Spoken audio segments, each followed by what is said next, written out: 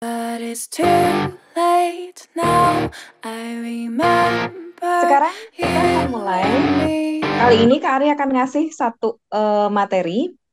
Kita mau membedah materi satu lagi sebelum nanti kita masuk soal-soal SNBT. Jadi ini bekal untuk kita semua ya, supaya pemahaman bacaan kita lebih bagus. Nah, kali ini Kak Ari akan membahas tentang basic skill yang kedua. Yang pertama adalah tenses, kita udah selesaikan tenses.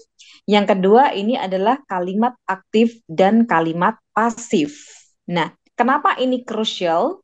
Dalam teks itu jelas ada kalimat aktif dan kalimat pasif. Kalimat aktif itu misalnya dia menyelesaikan tugasnya. Kalimat pasif tugasnya diselesaikan oleh dia. Nah, beda sekali ya. Jadi fokusnya itu berbeda. Makanya kita perlu tahu kalimat pasif itu yang seperti apa dan harus pas menerjemahkannya, harus bisa membedakan. Oke, yuk. Sekarang kita mulai aja. Kita mulai dengan konsep yang namanya konsep kalimat aktif dan kalimat pasif, gitu ya. Oke, sekarang kita akan membandingkan kedua kalimat ini, ya. Nanti direspon via chat aja ya. Oke, sekarang apa bedanya kalimat yang pertama? Nah, di sini he returns on weekend. Kalimat yang kedua, he returns the book on weekend. Nah, apa perbedaan dari kedua kalimat ini? Siapa yang bisa tahu?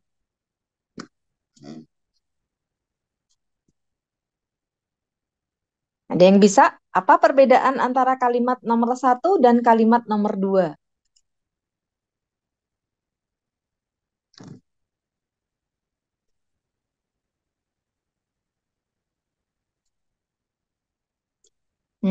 Oke.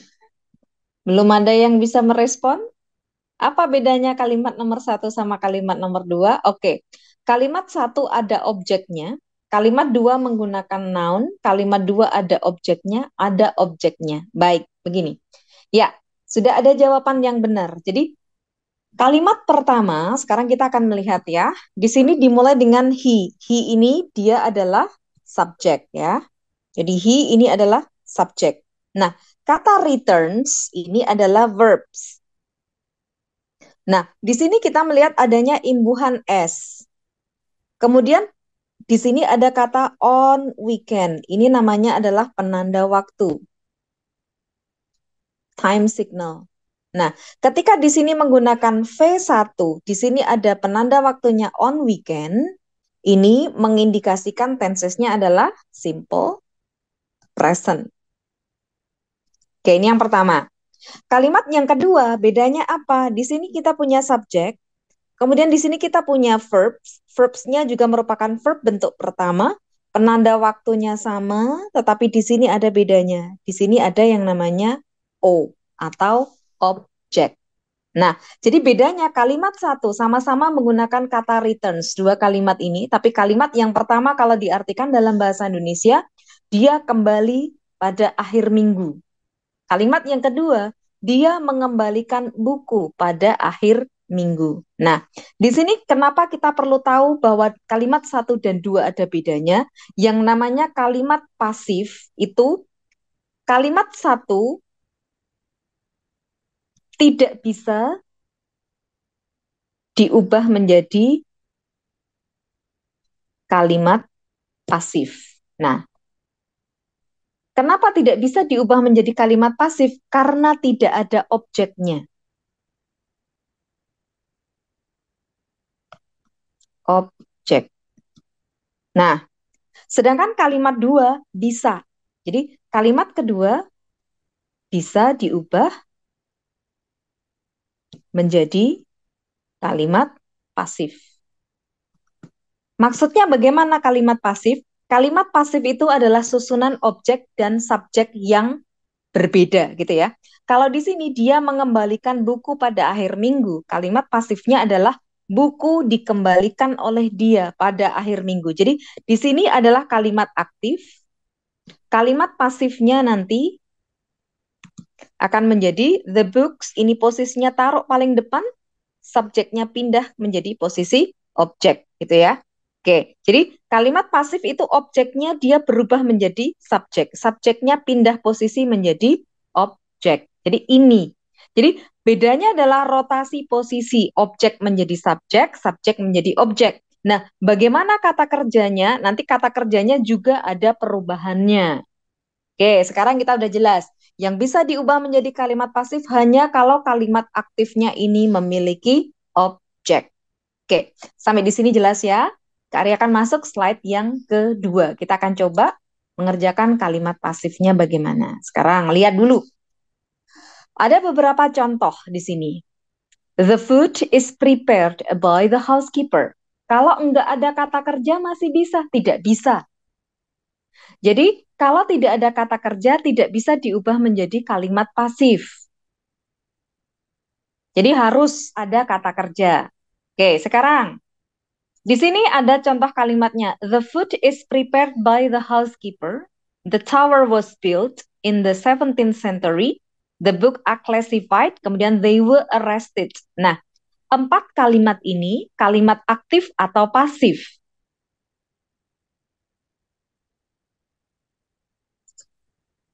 Pasif, ya.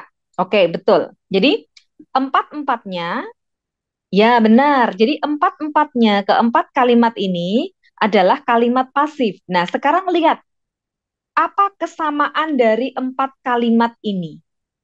Jadi, pertanyaannya adalah, what are the similarities of those sentences? Similarities adalah kemiripan.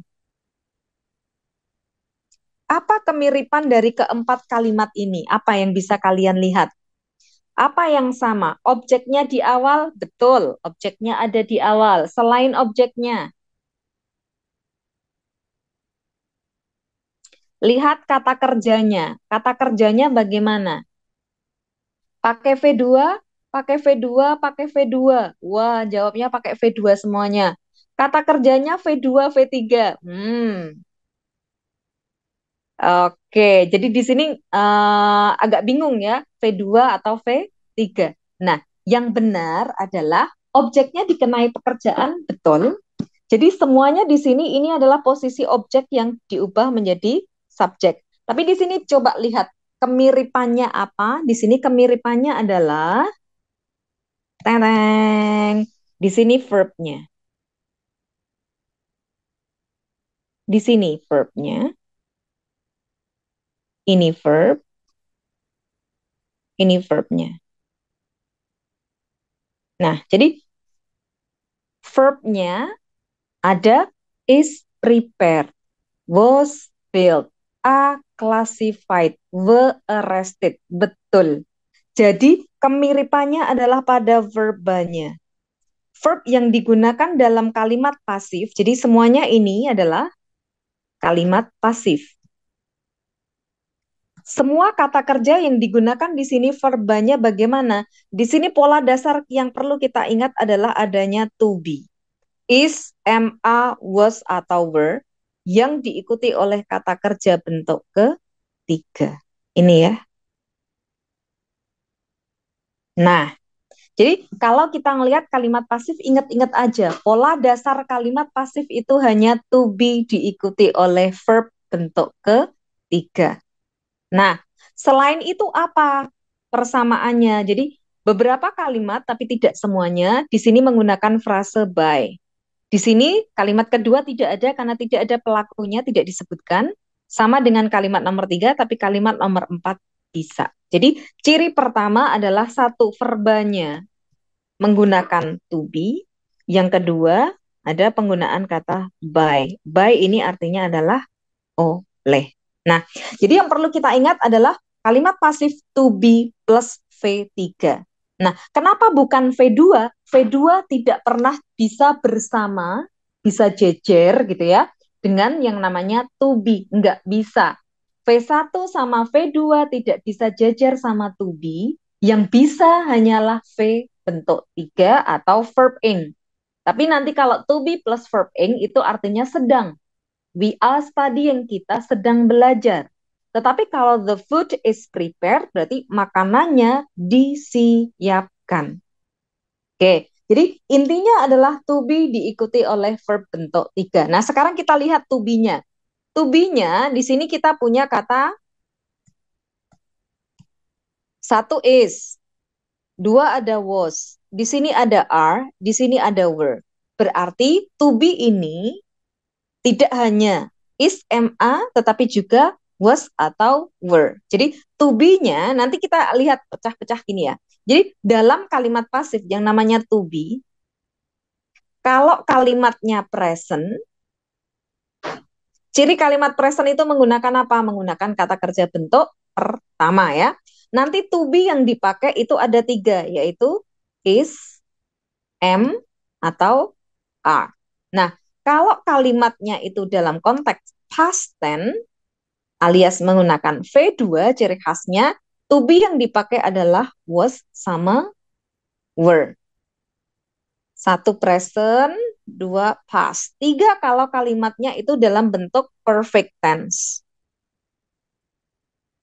Dalam perfect tense, itu to be yang dipakai adalah kata been. Nah, jadi ingat-ingat, kalau kalimatnya present, to be-nya yang dipakai nanti is, am, are. Kalau past berarti was atau were. Kalau bentuk perfect nanti pakainya been. Jadi ini macam-macam to be-nya.